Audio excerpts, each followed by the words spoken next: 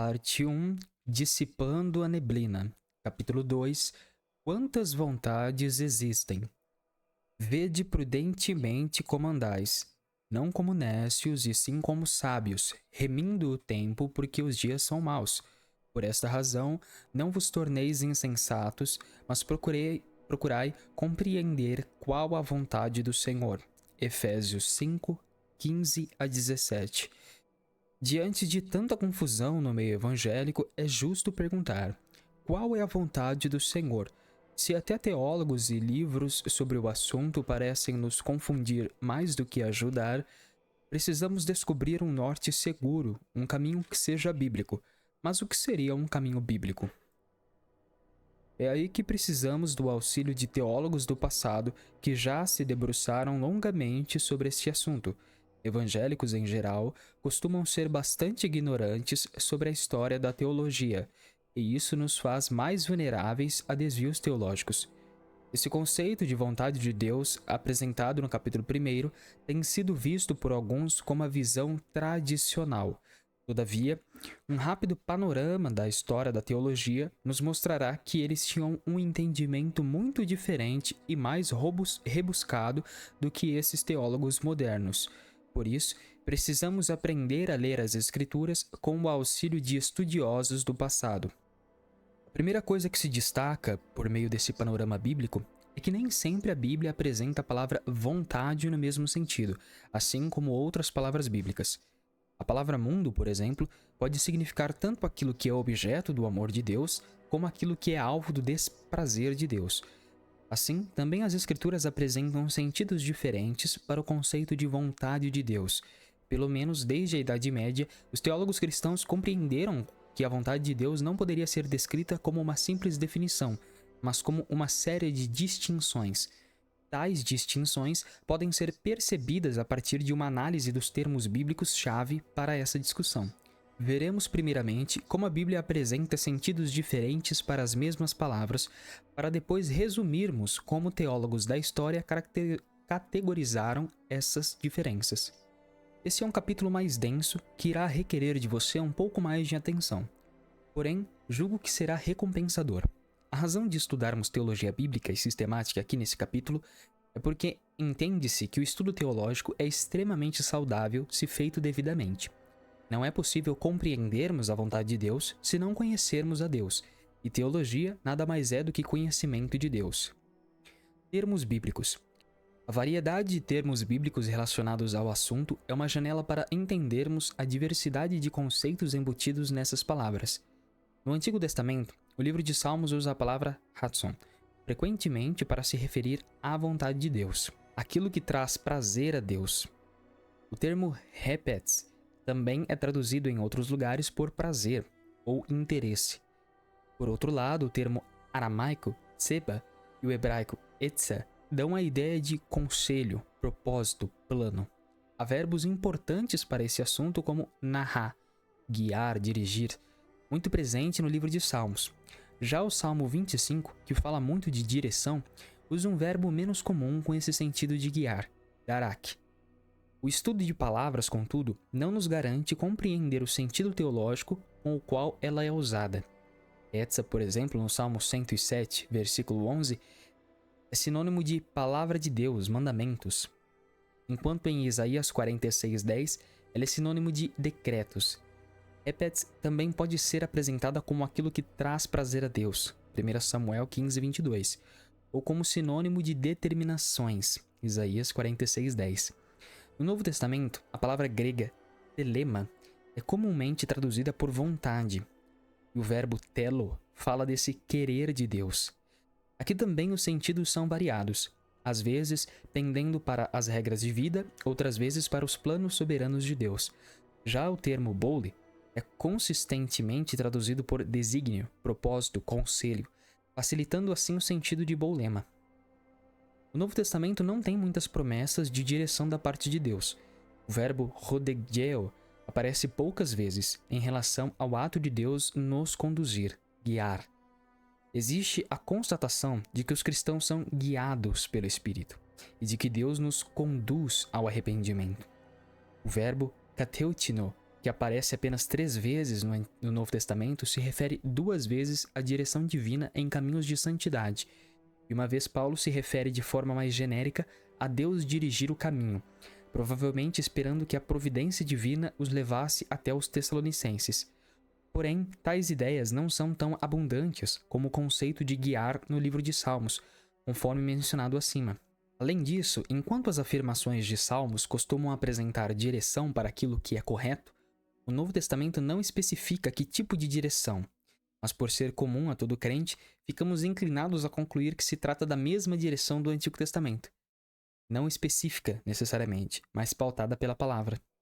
James Petty se recusa a aceitar a proposta de que Deus não nos guia especificamente.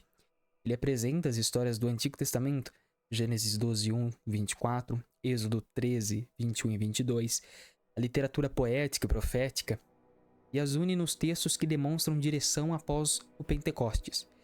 Entretanto, em vários momentos do livro, Petty apresenta o caminho da sabedoria como a forma de Deus nos guiar. Esse caminho, sim, é mais evidente na tratativa bíblica do direcionamento. Há ainda palavras como eudokia, agrado, boa vontade, que pode se referir aos propósitos soberanos de Deus, mas não somente isso. E euarestos, agradável, que está mais relacionado àquilo que traz honra e prazer a Deus. Toda essa diversidade terminológica mostra 2 coisas. Primeiramente, que um mero estudo de palavras nas línguas originais não resolve o problema de entender o que significa a vontade de Deus. Segundo, que precisamos sistematizar as ocorrências da palavra vontade e os diferentes termos sinônimos, a fim de tirarmos algumas conclusões teológicas importantes. A história da igreja dá testemunho de tal sistematização. Aprendamos com os teólogos do passado. Uma vontade, várias distinções. Toda essa diversidade semântica para os diferentes termos bíblicos apresentados acima foi categorizada em aspectos diferentes da vontade. Amandus Polanos, o grande teólogo reformado que trabalhou na Basileia, dizia que a vontade de Deus na realidade é uma, mas que com vistas à instrução recebeu várias bifurcações. Uma delas afirma que a vontade de Deus pode ser revelada ou oculta. A revelada pode ser antecedente ou consequente à resposta humana.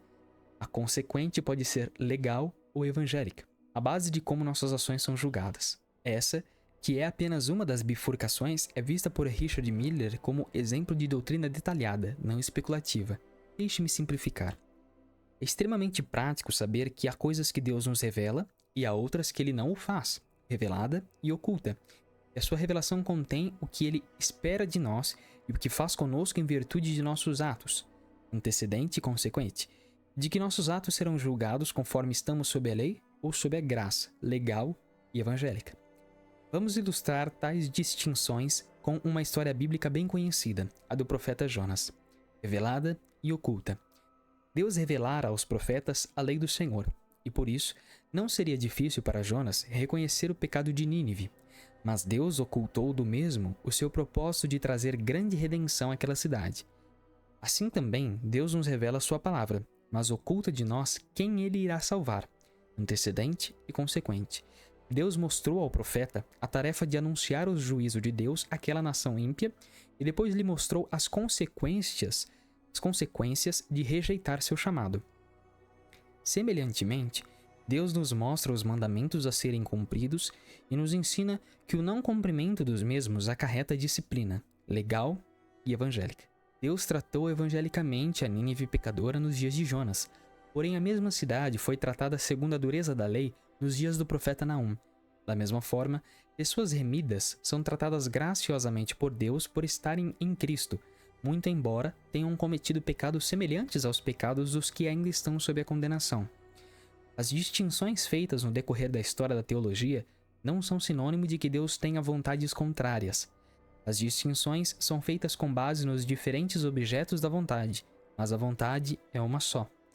João Calvino percebe que, às vezes, parece-nos que Deus quer coisas contrárias, pois Ele deseja que sejamos submissos a Ele, mas Ele não nos conduz a tal submissão. Calvino afirma que, embora nos pareça que a vontade de Deus seja múltipla, ela é uma só e indivisa.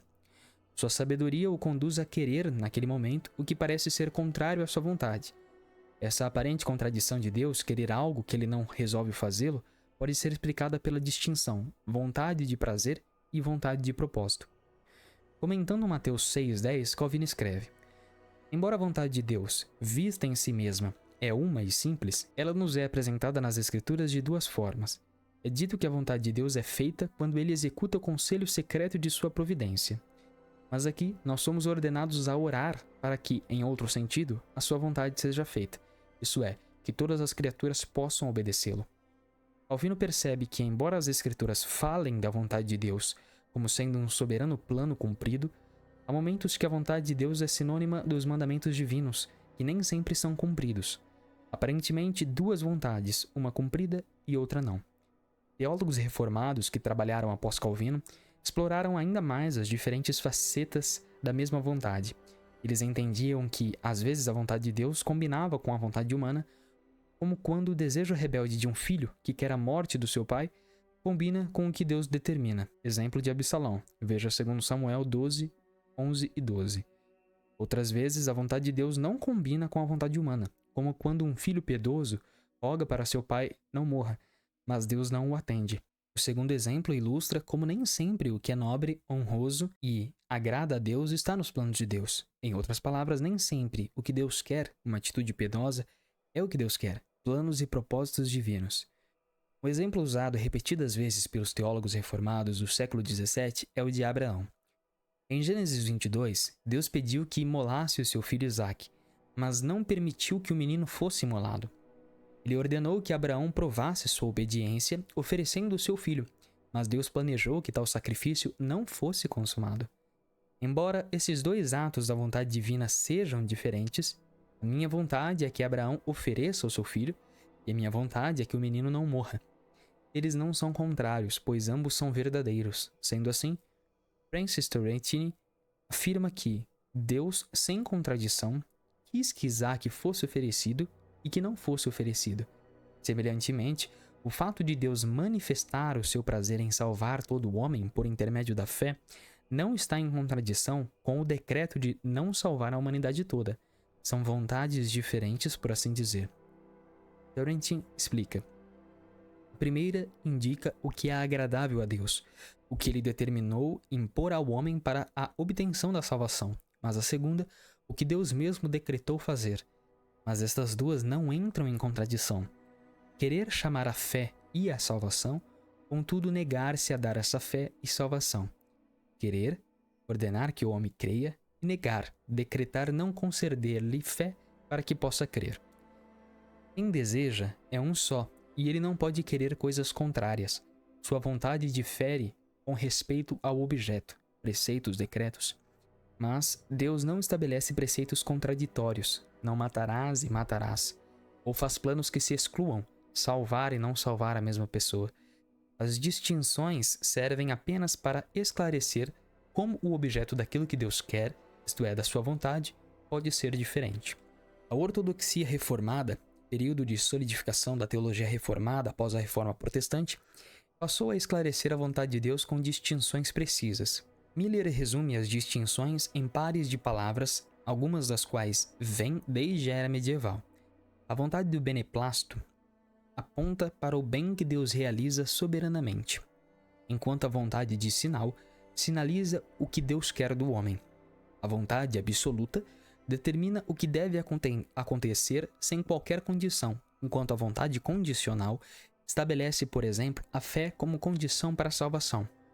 A vontade eficiente diz respeito ao que Deus realiza diretamente ou através de causas secundárias, enquanto a vontade permissiva se refere ao mal que Deus não impede que aconteça, sem, porém, retirar o concurso divino exigido para a existência das coisas. Algumas dessas distinções se sobrepõem, são tidas por maneiras diferentes de explicar as mesmas coisas. O valor das distinções teológicas. Se você continua lendo até aqui é porque você é muito perseverante, mesmo quando a teologia parece mais atrapalhar do que ajudar. Todavia, tais distinções nos parecem muito difíceis porque nunca fomos treinados a pensar dessa forma. Ao menos, uma utilidade elas têm, quando nos dão o seguinte alerta: se nós não aprendermos a distinguir o que queremos dizer por vontade de Deus, produziremos muita confusão. Deixe-me ilustrar com um exemplo comum da política. Cristãos sempre perguntam após uma eleição: será que a eleição de tal pessoa foi da vontade de Deus? Tal pergunta pode ser entendida de formas diferentes. Será que estava nos planos de Deus que tal pessoa fosse eleita? Nesse caso, a resposta é sim. Será que a eleição de tal pessoa estava em conformidade com os interesses de Deus para o nosso país? Nesse caso, a resposta pode ser não. O fato de que estava nos planos de Deus que um determinado líder fosse escolhido não significa que ele foi eleito de forma consciente e sábia pelo povo. Há muitos elementos relacionados à soberania de Deus e à responsabilidade humana quando estudamos a vontade de Deus. A distinção de termos nos ajuda a sermos mais precisos em nossas afirmações. Há muitos termos modernos que se mostram ignorantes ao que a tradição cristã afirmou. Cristãos frequentemente se referem à vontade permissiva de Deus de maneira diferente do que disseram os teólogos reformados dos séculos XVI e XVII. O crente de hoje entende que quando coisas más acontecem, Deus as permite. Com isso, ele imagina que Deus não é proativo, isso é, não participa ativamente delas, não tem nada a ver com elas, não intervém, mas simplesmente as permite. É verdade que a Bíblia usa o verbo permitir em relação aos decretos de Deus. Acontece que Deus frequentemente se mostra o feitor, o causador mor de males que nos sobrevêm, e ele não tem dificuldade de assumir a autoria. Para isso, é preciso entender a doutrina dos concursos divinos. É certo que Deus não está por detrás do mal, da mesma maneira que ele o está por detrás do bem. Contudo, Deus apresenta seus decretos de destruição e de salvação como sendo a sua vontade. Deus não só permite que haja destruição, mas ele destrói o soberbo. Portanto, em nossos dias o termo vontade permissiva pode mais atrapalhar do que ajudar. Outro termo moderno, estranho à tradição cristã e às escrituras, é a vontade individual de Deus. Crentes frequentemente querem saber a vontade de Deus para a minha vida. Um casal pode questionar se Deus prefere que eles adotem uma criança ou tentem ter filhos naturais. Um profissional pode questionar se Deus quer que ele abra sua empresa ou seja um empregado. Tais questionamentos são justos quando analisamos qual opção expressa melhor nossa obediência aos mandamentos explícitos na palavra. Porém, não precisamos achar que Deus prefere uma das escolhas para mim e pode ser diferente do que ele prefere para outra pessoa. Não há nada de errado em pensar que Deus tenha planos para cada um de nós individualmente. O salmista escreve: os teus olhos me viram a substância ainda informe, e no teu livro foram escritos todos os meus dias, cada um deles escrito e determinado, quando nenhum deles havia ainda. Salmo 139:16. No entanto, não existe algo que Deus espera que nós façamos em obediência a Ele que não seja válido para outro cristão. Em outras palavras, o que Ele requer de mim, Ele requer de todo ser humano. Um missionário não precisa ficar preocupado se está obedecendo à vontade de Deus ao ir para a África e não para o Oriente Médio. Sua preocupação tem que estar na obediência à grande comissão. Gary Friesen está correto em combater esse conceito de vontade individual, embora algumas de suas frases pareçam dar a entender que Deus não tem um plano para cada vida individualmente. No entanto, Friesen distingue entre cada um de nós termos uma parte individual no plano soberano de Deus, o que ele aceita, e haver uma vontade individual que Deus quer que você saiba. Ele possui uma vontade soberana que controla cada aspecto de nossas vidas, mas Deus não tem preferência por uma escolha individual que devamos tomar. Isto é, em escolhas que não ferem a vontade moral, há uma variedade de opções potencialmente agradáveis a Deus. Os que apostam em descobrir a escolha ideal de Deus ou se frustram em contínua busca por tal conhecimento, ou se tornam enganados ao pensar que Deus lhes deu direcionamento especial. Em suma, Friesen quer que hajamos responsavelmente usando a capacidade dada por Deus para o exercício do bom juízo. Blaine Smith concorda com vários aspectos do livro de Friesen, mas julga que não precisamos abandonar a ideia de que Deus tenha uma vontade individual para as nossas escolhas. Abandonar esse conceito, conforme Blaine Smith, mina a confiança para se dar um passo de fé e elimina o sentido do propósito em nossas escolhas. A individualidade fica esquecida. Textos como Mateus 26:42 e João 4:34 tratam de um direcionamento pessoal para Jesus, de questões específicas e singulares de sua missão. Ele deduz que uma vontade para questões pessoais e não apenas morais, tanto o não moral quanto o moral, também exista para nós. Blaine Smith ainda toma textos como Romanos 12:1 e 2, que são seguidos da discussão de dons, e 1 Coríntios 12:4 ao 7, para falar da individualidade no corpo de Cristo, da singularidade que cada cristão tem e precisa descobrir a fim de provar a vontade de Deus. Reconhecer nossa individualidade é importante para compreendermos a vontade de Deus para nós. Por último, Smith julga que Friesen argumenta contra sua tese de que não há vontade individual quando ele descreve como tomarmos decisões de forma responsável, usando a direção da sabedoria para encontrar a melhor opção. Se há uma melhor opção em uma decisão, Smith argumenta que precisa haver uma escolha ideal para Deus em nossas decisões. As avaliações de Blaine Smith são interessantes, mas demonstram como, infelizmente, o conceito de descobrir a vontade de Deus para a minha vida individualmente ainda está muito enraizado.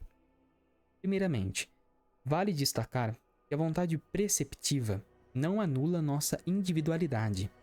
Descobrimos quais os nossos dons e como servir a Deus porque Deus nos ordena a tal. Essa é a sua vontade preceptiva, como veremos no próximo capítulo.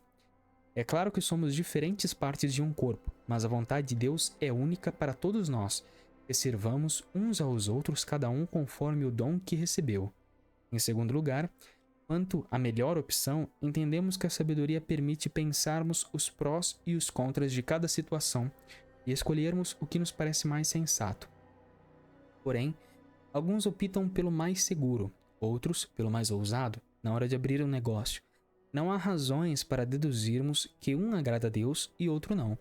Se a pessoa que é mais ousada é convencida pela mais conservadora a finalmente escolher um caminho menos arriscado, ela não vai contra a vontade de Deus para a vida dela.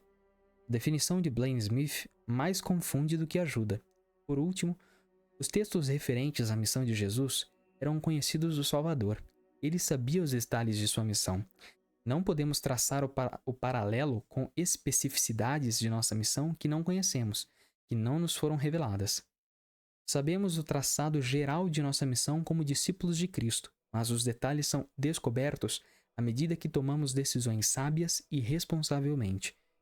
James Patt afirma que o que é frequentemente chamado de vontade individual de Deus deve ser visto simplesmente como a aplicação dos mandamentos e do caráter de Deus às especificidades da nossa vida. Outra distinção teológica estranha à história da teologia vem de Peter Masters, pastor da igreja que fora pastoreada por Charles Spurgeon. Ele estabelece que devemos buscar a direção de Deus de forma específica para as grandes decisões da vida. Ele está reagindo àqueles que, jocosamente, exageram ao falar em pedir orientação de Deus para saber qual marca de pasta de dente se deve escolher. Porém, Masters se equivoca ao separar grandes decisões de pequenas decisões, como se Deus só precisasse ser consultado nas coisas mais importantes. A Escritura nos conclama a fazer até atividades tão simples quanto comer e o beber para a glória de Deus. 1 Coríntios 10:31. Acontece que para Masters, direção não está relacionada à aplicação dos princípios bíblicos a todas as áreas da vida, mas à atuação especial de Deus que complementa as diretrizes bíblicas. Esse longo apanhado de distinções equivocadas comprova que até os bons livros sobre a vontade de Deus da atualidade avaliam o assunto sem muito conhecimento da história da doutrina. Eles costumam questionar se existe uma terceira vontade, por afirmarem haver apenas duas. Na verdade, só existe uma vontade em Deus, mas que pode ser entendida de forma diversificada através de várias distinções. Isso comprova que, com raras exceções, evangélicos não têm aprendido a ler as Escrituras em diálogo com a história da teologia. Por isso, é importante aprendermos das distinções teológicas sobre a vontade de Deus que se solidificaram na tradição cristã. Nós estudaremos duas distinções muito úteis para entender como o cristão deve tomar decisões embasado no que agrada a Deus: vontade preceptiva versus vontade decretiva, vontade secreta versus vontade revelada.